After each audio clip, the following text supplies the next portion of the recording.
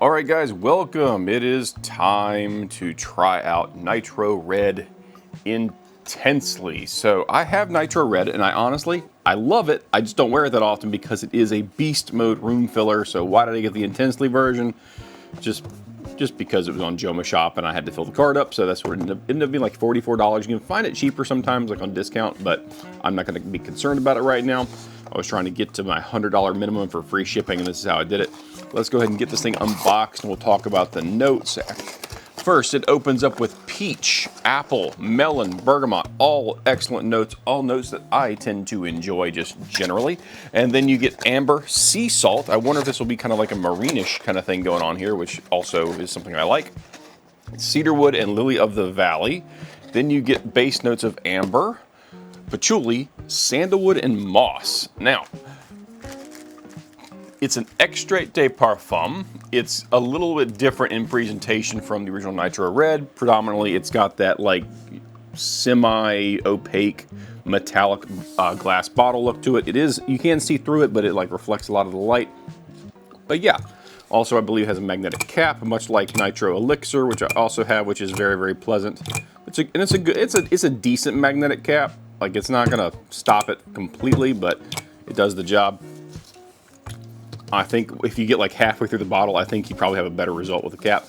All right, let's go ahead and spray on paper. The way we do it on this channel, we spray on paper, then we spray on the skin. We give the basic presentation of both. I give you my interpretation of both, what notes pop out the most, which ones do I not tend to notice right off the bat. And we do the same for skin, because skin is 98.6 degrees-ish. It will push out those sweet smells, typically a little harder, so we'll talk about that as well. So let's go ahead and I'm gonna do one spray, because I know this is strong just by reputation. I missed. All right, 2 sprays, that sucks.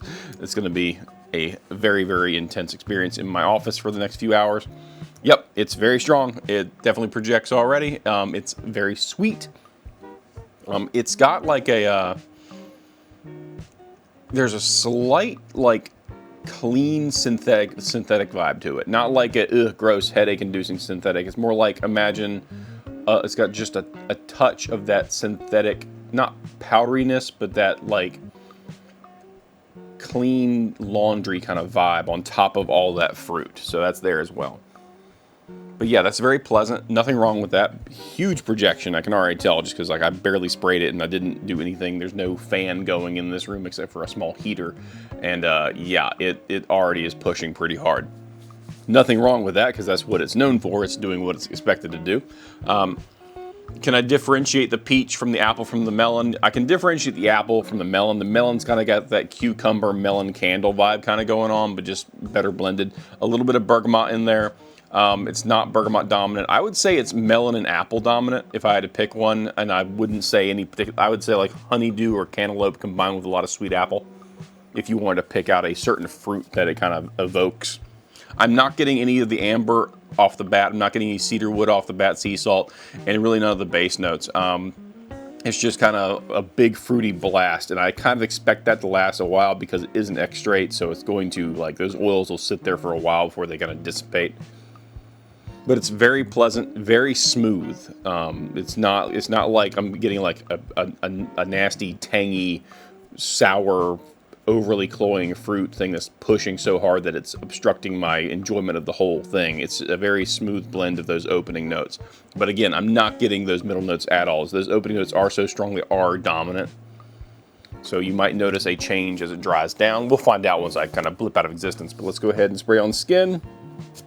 All right, one spray on skin. Decent atomizer, not pressurized, nothing special about it really, just does the job. All right, let it flash for just a second. All right, and let's go ahead and take a whiff. I can still smell it, but okay.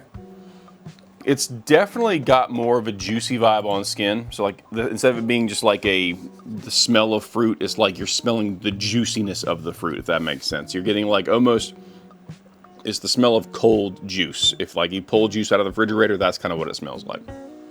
It's still apple and melon dominant. I can't pick out the peach versus the bergamot as well, but I can definitely pick out the melon and apple. So if you like melon and apple scents, you're gonna like this. That's gonna push hard. I'm not getting any middle notes yet. It's even on skin. So That sea salt, I'm not touching. I'm not getting any of the wood notes. I'm not getting any of the florals outside of just a general sweet notion that I'm getting from the fragrance overall. All right, so the next step is I wear this for a couple days, and then I talk to y'all about things like how those notes come out over time, what the projection on longevity is like on the fragrance. But to do that, I gotta wear it, and to do that, I gotta end the video, but I will blip back into existence in like a split second after having worn it, and then I'll give you the rundown of the second part of the review. So be right back. All right, guys, we're back. It's been days and days and days since I first unboxed Nitro Red Intensely, and I gotta say, it's good for what it is. I think if you have Nitro Red already, it might be a little on the redundant side. I'll talk about some of the elements of the note breakdown first, just because I think that's what most people are kind of concerning themselves with, since this is kind of a flanker. But overall, the biggest thing you'll note from this is the beast mode level of room filling projection of those opening fruit notes. The melon in particular, it's like and it's like a cantaloupe or honeydew style melon. It's not watermelon, but you get the apple in there too. The bergamot comes out, but it's a heavy melon projecting note. So just keep that in mind. I will say I actually like this as it dries down better than that opening projecting note. That's just me. Everyone's a little different.